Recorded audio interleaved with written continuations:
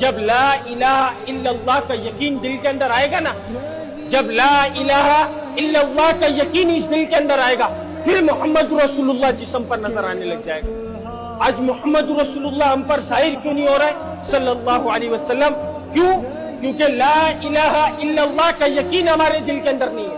जबान बोलती है कि जमीन अल्लाह ने बनाई, आसमान अल्लाह ने बनाया, हवाओं को अल्लाह चला रहा है। जब बात आती है ना घर के ऊपर, दुकान के ऊपर, कारोबार के ऊपर, तो फिर क्या वो सब नऊजुबिल्लाह मुझसे चलता है। ये यकीन हमारा गलत बना हुआ है। जब ये यकीन दुरुस्त होगा तो खुदा की कसम ऑटोमेटिक हमारे आगे के मामला दुरुस्त होते हुए चले जाएंगे मेरे भाई।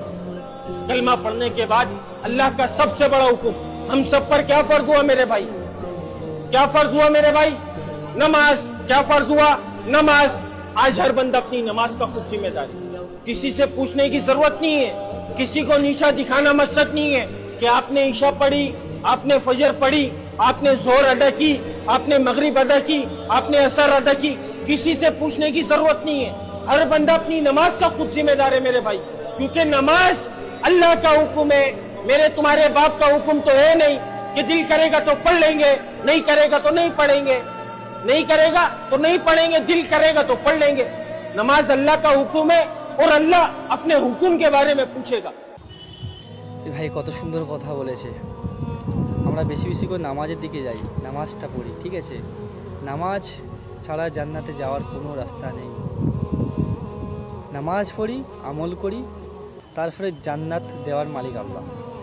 আমরা আল্লাহর রহমতে জান্নাত যেতে চাই। নামাজ না পড়ে ভাই কেউ জান্নাতে যেতে পারবেন না। ভাই এত সুন্দর একটা কাজ করছে, আমরা ভাইকে সাপোর্ট করি, বেশি বেশি করে ভিডিও শেয়ার করি।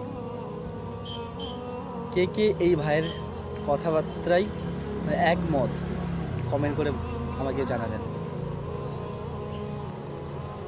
আল্লাহ হাফেজ।